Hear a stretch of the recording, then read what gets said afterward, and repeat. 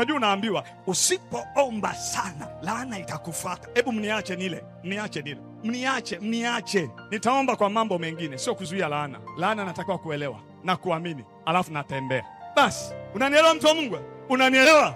Wewe ulioilishwa matango mwitu ya kwamba kuna laana inatembea juu yako, ulipookoka, siku ulipompokea Yesu, ulimpokea Bwana aliyefanya hivi, alifanyika laana kwa ajili ya nani? Ili wewe laana, unajua laana ni matokeo ya dhambi, ya uasi. Si unajua hiyo? Laana ni matokeo ya nini? Ya uasi. Mungu alipoumba dunia hapakuwa na laana. Laana iliingia dhambi ilipoingia. Laana ni matokeo, ni consequences za dhambi. Ndio maana hata katika lugha zetu za kawaida ndio tunasema hivi, huyu mtu amelaaniwa, aliua watu. Kwa nini? Si hivyo? Laana zote ni matokeo ya nini? Ya uasi, kuiasi sheria ya Bwana. Tunaelewana eh? Tunaelewana? Sasa Yesu alifanya mambo mawili. Aliitimiza sheria ili unapomwamini uwe umeitimiza sheria, ili yale yanayotokana na mtu aliyetimiza sheria yawe halali yako. Laana zitokanazo na kukosa utii alilaaniwa Kristo Yesu, ili wewe na mimi tulio ndani yake tusitembee chini ya laana.